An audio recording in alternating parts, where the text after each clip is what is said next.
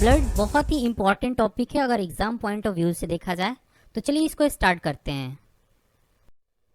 दोस्तों यहाँ पर अगर हम ब्लड की बात करें तो ब्लड एक कनेक्टिव टिश्यू है। कनेक्टिव टिश्यू एक ऐसा टिश्यू होता है जो एक बॉडी को दूसरे बॉडी से जोड़ने का काम करता है। यह प्रत्येक बॉडी में पाया जाता है। एक वयस्क मनुष्य में औसतन 5 से 6 लीटर ब्लड होता है। मानव शरीर में ब्लड की मात्रा शरीर के भार का लगभग 7% होती है।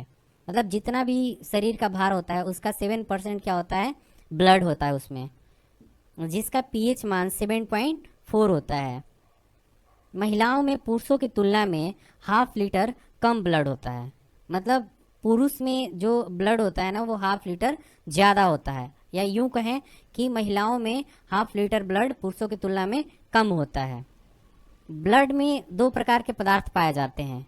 फर्स्ट होता है प्लाज्मा जो कि 55% पाया जाता है, और सेकंड होता है हमारा ब्लड सेल जो कि 45% मतलब 45% पाया जाता है। ब्लड का 55% भाग प्लाज्मा होता है।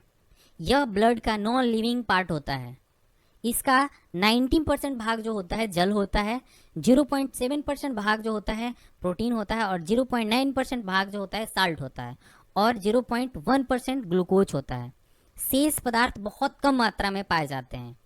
अब हम बात करते हैं फंक्शन ऑफ प्लाज्मा की। तो देखिए, पचे हुए भोजन एवं हार्मोन का शरीर में संवहन प्लाज्मा के द्वारा ही होता है। मतलब जो भी हम खाते हैं या फिर शरीर में जो हार्मोन्स का जो संवहन होता है वो प्लाज्मा के द्वारा ही होता है। जो हमारे बॉडी टेम्परेचर को नियंत्रित करने का काम कौन करता है, प्लाज्मा ही करता है। तथा घाव कहीं कट जाते हैं तो घाव भरने का काम कौन करता है, प्लाज्मा ही करता है। तो एक यहाँ पे बात आती है सेरम। तो सेरम क्या होता है, तो जब प्लाज्मा में से फाइब्रिनोजेन नामक प्रोटीन निकाल लिया जाता है तो शेष प्लाज्मा को हम सेरम बोलते हैं।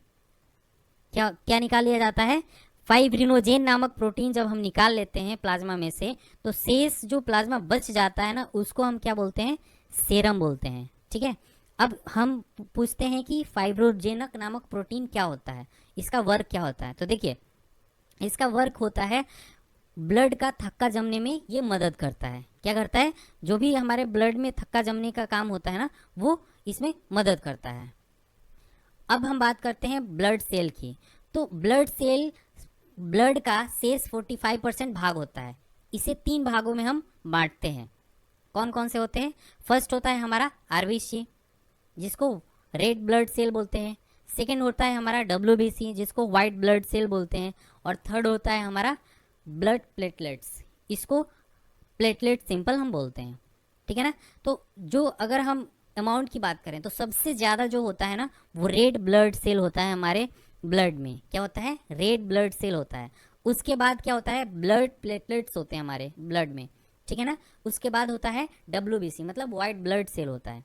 तो आप देख सकते हैं सबसे ज़्यादा क्या होता है, आरबीसी, उसके बाद क्या होता है प्लेटलेट्स, उसके बाद क्या होता है डब्ल्यूबीसी। मतलब सबसे कम जो होता है ना डब्ल्यूबीसी होता है। तो चलिए एक एक करके इसको समझते हैं।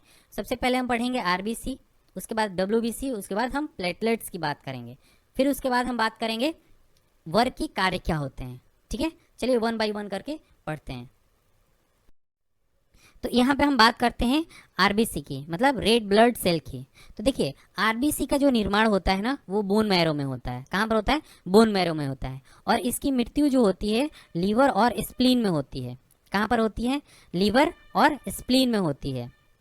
ठीक है, इसलिए इसको हम क्या बोलते हैं, आरबीसी का कब्रिस्तान भी इसको हम बोलते हैं।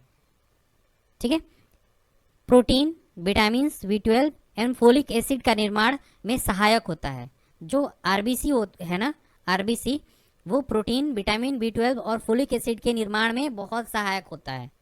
ठीक है, अब आरबीसी में केंद्रक नहीं पाया जाता है। जैसे एक अपवाद है इनमें, कैमल और लामा। कैमल और लामा के आरबीसी में क्या पाया जाता है, केंद्रक पाया जाता है। इसका जीवन काल मतलब आरबीसी का जो जीवन काल होता है ना वो 20 से 120 डेज का होता है। ठीक है, एक नोट है, क्या नोट है कि भ्रूण अवस्था में इसका निर्माण लीवर तथा स्प्लीन में होता है। जब भ्रूण अवस्था में होते हैं, छोटे अवस्था में होते हैं तो इनका निर्माण लीवर तथा स्प्लीन में होता है। इसमें हीमोग्लोबिन नामक प्रोटीन पाया जाता है, जिसके कारण ब्लड का रंग लाल होता है। किसके वजह से होता है? हीमोग्लोबिन के वजह से आरबीसी का कलर क्या होता है, मतलब ब्लड का कलर क्या होता है? रेड होता है। ठीक है ना। ग्लोबिन युक्त प्रोटीन जो ऑक्सीजन एवं कार्बन डाइऑक्साइड की संयोग करने की क्षमता रखता है। ठीक है ना। हीमोग्लोबिन में पाए जाने वाला आयरन कंपाउंड को हम क्या बोलते हैं? हीमैटिन बोलते हैं। क्या बोलते हैं? हीमैटिन बोलते हैं। अब हम बात करते हैं आरबीसी के फंक्शंस की। तो शरीर के हर सेल में ऑक्सीजन पहुंचाने तथा कार्बन डाइऑक्साइड को वापस लाने का काम आरबीसी का ही होता है। ठीक है। तो जब हम सोते हैं तो सोते वक्त हमारे आरबीसी में 5% की कमी आ जाती है, और जो लोग 4200 मीटर की ऊंचाई पे जाते हैं उनके आरबीसी में 30% तक की वृद्धि हो जाती है। मतलब आरबीसी जो होता है 30% बढ़ जाता है। ठीक है। तो आरबीसी की जो संख्या होती है उसको हम कैसे मापते हैं? तो आरबीसी की संख्या हीमोसाइटोमीटर से मापते हैं। किससे? हीमोसाइटोमीटर से ही मापते हैं आरबीसी की संख्या जो है। ठीक है। अब हम आरबीसी में होने वाले रोग की बात करते हैं, आरबीसी की कमी से होने वाले रोग की बात करते हैं। तो कौन कौन से हैं? तो एनीमिया है और जॉन्डिस है। ठीक है। कौन कौन से? एनीमिया और जॉन्डिस। देखिए, हीमोग्लोबिन की मात्रा कम होने पर एनीमिया और जॉन्डिस रोग हो जाता है। एनीमिया वह अवस्था है जहां पर आरबीसी की संख्या या ऑक्सीजन की बुनियादी शारीरिक जरूरत को पूरा करने के लिए अपर्याप्त होता है। आयरन की कमी को एनीमिया का सबसे आम कारण माना जाता है। अब हम बात करते हैं वाइट ब्लड सेल की, मतलब ल्यूकोकाइट्स की। ठीक है।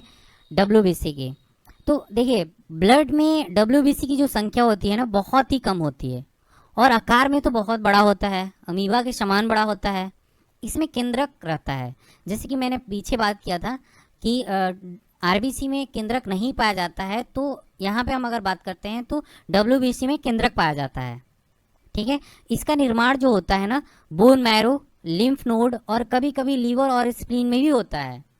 इसकी जो मृत्यु होती है ना, वो कहाँ होती है? ब्लड में ही हो जाती है। तो इसकी मृत्यु ब्लड में हो जाती है। ठीक है। इसका जीवन काल जो होता है 2 से 4 दिन का होता है। अगर मैं आरबीसी और डब्ल्यूबीसी के रेशियो का बात करूं तो 600 आरबीसी पे 1 डब्ल्यूबीसी होता है। 600 आरबीसी में एक क्या होता है? डब्ल्यूबीसी होता है। ठीक है। अब इसके मुख्य कार्य के बारे में हम बात करते हैं। इसका वर्क क्या है, कार्य क्या है? तो इसका जो मुख्य कार्य होता है, जो हमारे शरीर होते हैं ना, तो शरीर के रोगों के संक्रमण से बचाना है। तो इसका मुख्य कार्य शरीर के रोगों के संक्रमण से बचाना तथा इम्यून सिस्टम को बढ़ाना है। जो हमारे शरीर में इम्यून सिस्टम है उसको क्या करते हैं? इंक्रीज करते हैं, बढ़ाते हैं। ठीक है। यदि बाहर से किसी रोग के कीड़े हमारे शरीर में घुस जाते हैं तो इसके इर्द गिर्द घेरा डालकर ये उसको नष्ट कर डालता है। मतलब डब्ल्यूबीसी क्या करता है? उस कीड़े के अंदर उसके चारों तरफ घेरा डाल के उसको नष्ट कर देता है। इसी वजह से इसको हम क्या बोलते हैं? शरीर का बॉडीगार्ड भी बोलते हैं। शरीर रक्षक या बॉडीगार्ड भी इसको बोलते हैं हम। तो देखिए, डब्ल्यूबीसी की सहायता से घाव जल्दी भर जाते हैं। मतलब हमारे शरीर में जो डब्ल्यूबीसी हमारे शरीर में जो होता है उसके वजह से जो हमारे शरीर में घाव होते हैं वो जल्दी ही भर जाते हैं। डब्ल्यूबीसी का अधिक भाग 60% से 70% न्यूट्रोफिल्स कणिकाओं का बना होता है। न्यूट्रोफिल्स कणिकाएं ऐसे रोगाणुओं तथा जीवाणुओं का भक्षण करती हैं। ठीक है।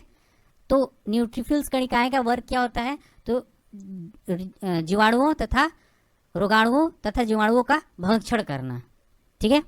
नेक्स्ट देखते हैं इसके कितने टाइप्स।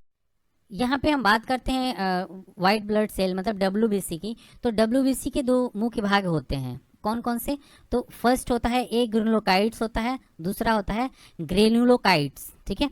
मैं अगर बात करूं ए ग्रेनुलोकाइट्स की, तो देखिए, जिसके प्रोटोप्लाज्म में दाने न हो, क्या मतलब जिसके प्रोटोप्लाज्म में दाने न हो उसे हम क्या बोलते हैं? ए ग्रेनुलोकाइट्स बोलते हैं।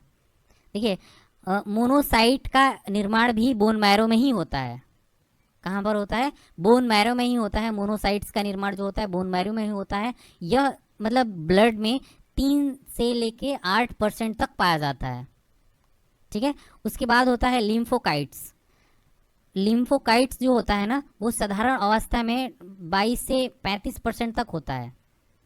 ठीक है, इसका निर्माण शरीर के लिम्फ धातु में ही होता है, जैसे कि टॉन्सिल हो गया, स्प्लीन, थाइमस आदि में होता है ना। इसको हम 2 टाइप्स में डिवाइड करते हैं, एक होता है टी लिम्फोकाइट्स, एक होता है बी लिम्फोकाइट्स। ठीक है, जो टी लिम्फोकाइट्स होता है ना वो कैंसर सेल को रिमूव करता है। इसका मेन जो वर्क होता है ना वो कैंसर सेल को मारने का काम होता है, मतलब कैंसर सेल को रिमूव कर देता है। और दूसरा जो काम होता है HIV के अटैक से भी बचाता है। अगर HIV अटैक करता है तो उस केस में भी उससे प्रोटेक्शन प्रदान करता है ना। उसके बाद हम बात करते हैं बी लिम्फोकाइट्स के। ये प्रतिरोधक कैपेसिटी को बढ़ाता है, मतलब हमारे शरीर में जो रोगों की क्षमता होती है, लड़ने की क्षमता होती है, उसको इंक्रीज करता है बी लिम्फोकाइट्स। ठीक है ना। अब देखिए, अब अग्रिनोकाइट्स क्या होता है? तो ग्रिनोकाइट्स जिसके प्रोटोप्लाज्म में दाने हो, इसका निर्माण बोन मैरो में होता है। ठीक है ना, मैंने क्या बताया कि ग्रिनोकाइट्स जिसके प्रोटोप्लाज्म में दाने होते हैं, ठीक है, और जिसका निर्माण बोन मैरो में होता है। ठीक है, अगर मैं प्राकृतिक अवस्था में देखें तो ये ब्लड के अंतर्गत न्यूट्रोफिल्स इसमें न्यूट्रोफिल्स की बात करते हैं जो 55 से 70% तक होता है। यूसिनोफिल्स जो होता है 2 से 7% होता है। और बीसोफिल्स जो होता है 1/4 से 1% होता है, मतलब 0.25 से 1% तक इसमें रखता है। ठीक है, अब WBC की कमी से होने वाले रोग कौन कौन से हैं? तो WBC की कमी से होने वाले रोग कैंसर और HIV है। ठीक है ना, अगर WBC की कमी हो जाती है तो उस केस में हमारे शरीर में कैंसर होता है या फिर HIV हो जाता है। अब एक चीज़ और ध्यान देने वाली बात है जो बहुत ही इंपॉर्टेंट है कि WBC की जो संख्या अगर डिक्रीज हो जाती है, घट जाती है, तो उस केस में हमें क्या हो जाता है? ल्यूकोपीनिया हो जाता है। अगर WBC की मात्रा हमारे शरीर में कमी आ जाती है तो उस केस में ल्यूकोपीनिया होता है। और WBC की मात्रा हमारे शरीर में अगर बढ़ जाती है तो ल्यूकेमिया होता है। मतलब दोनों में दिक्कत है, अगर घट जाए तब भी दिक्कत और बढ़ जाए तब भी दिक्कत है। ठीक है, और ब्लड प्लेटलेट्स की बात करते हैं। ठीक है ना, ब्लड प्लेटलेट्स की बात करते हैं तो ब्लड में इसकी संख्या जो होती है 4 से 5 लाख तक होती है। मतलब ब्लड में प्लेटलेट्स की संख्या जो होती है 4 से 5 लाख तक जनरली होती है। ठीक है ना, यह केवल मनुष्य एवं स्तनधारियों के ब्लड में ही पाया जाता है, अन्यथा दूसरे में नहीं पाया जाता है। इसमें केंद्रक नहीं होता है, इसका निर्माण बोन मैरो में होता है। ठीक है ना, इसका निर्माण कहाँ पर होता है? बोन मैरो में होता है। इसका जीवन काल 3 से 5 दिन का होता है और इसकी मृत्यु स्प्लीन में होती है। कहाँ पे होती है? स्प्लीन में होती है। इस चीज़ को याद रखने की ज़रूरत है। इसका मुख्य कार्य क्या क्या होता है उसको समझते हैं। तो इसका मुख्य कार्य ब्लड के थक्का जमने में मदद करना होता है। मतलब हमारे शरीर में जो क्या होता है, ब्लड जब कहीं कट जाता है तो तुरंत थक्का जम जाता है। मतलब थक्का जमने का काम किसका होता है? तो एक तो मैंने बताया था कि RBC में भी होता है, और दूसरा मैंने बताया था प्लेटलेट्स का भी काम होता है कि ब्लड का जो थक्का जमने का काम करता है प्लेटलेट्स भी करता है। ठीक है, प्लेटलेट्स की कमी से होने वाले रोग कौन कौन से हैं? तो चिकनगुनिया और डेंगू ज्वार।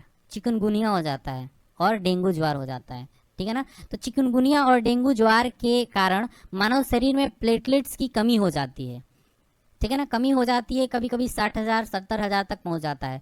कहाँ 4 लाख 5 लाख होना चाहिए और कहीं 40,000 50,000 तक हो जाता है। जिस केस में अगर इससे कम हो जाता है तो आदमी का डेथ हो जाता है। ठीक है ना, यहाँ पे देखते हैं कि ब्लड के मुख्य कार्य क्या क्या हैं। ठीक है, तो ब्लड के टेम्परेचर को कंट्रोल करना तथा शरीर के रोगों से रक्षा प्रदान करना, ये ब्लड का ही काम होता है। शरीर के वातावरण को अस्थायी बनाए रखना तथा घाव को भरना ब्लड के द्वारा ही होता है ना। ब्लड का क्लॉटिंग किसके द्वारा होता है? ब्लड के द्वारा ही होता है। किस में होता है? ये आपको प्लेटलेट्स में होता है।